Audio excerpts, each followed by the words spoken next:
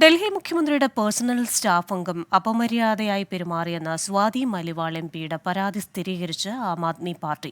കുറ്റാരോപിതനായ ബിഭവ് കുമാറിനെതിരെ ഉചിതമായ നടപടിയുണ്ടാകുമെന്ന് സഞ്ജയ് സിംഗ് എംപി പ്രതികരിച്ചു. വിവരങ്ങളുമായി ഡൽഹിയിൽ നിന്ന് ബൽറാം നെടുങ്ങാടി ചേരുകയാണ്. ബൽറാം, ഈ ആം ആദ്മി പാർട്ടിയുടെ ഭാഗത്ത് നിന്ന് ഇത്തരത്തിലൊരു സ്ഥിരീകരണം വരുന്നു. ഏത് തരത്തിലുള്ള നടപടി ഉണ്ടാകുമെന്നാണ് പറയുന്നത് പാർട്ടി?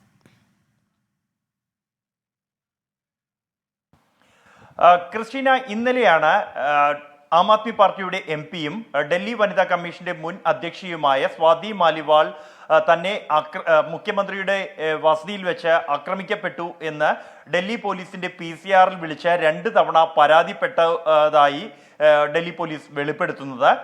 ഇതിനെ തുടർന്ന് ഇത് വിവാദമാവുകയും മാധ്യമങ്ങൾ ആം ആദ്മി പാർട്ടിയുടെ പ്രതികരണം തേടുകയും ചെയ്തിരുന്നെങ്കിലും പാർട്ടി പ്രതികരിക്കാൻ തയ്യാറായിരുന്നില്ല. സ്വാതി മാലിവാളും ഈ വിഷയത്തിൽ തുടർന്ന് പ്രതികരിക്കാൻ തയ്യാറായില്ല. എന്നാൽ ഈ നമ്പർ സ്വാതി മാലിവാളിൻ്റെതാണെന്നും ആ സമയത്ത് സ്വാതി മാലിവാൾ മുഖ്യമന്ത്രിയുടെ ഔദ്യോഗിക വസതിയിൽ ഉണ്ടായിരുന്നുവെന്നും ഡൽഹി പോലീസ് വൃത്തങ്ങൾ സ്ഥിരീകരിച്ചു.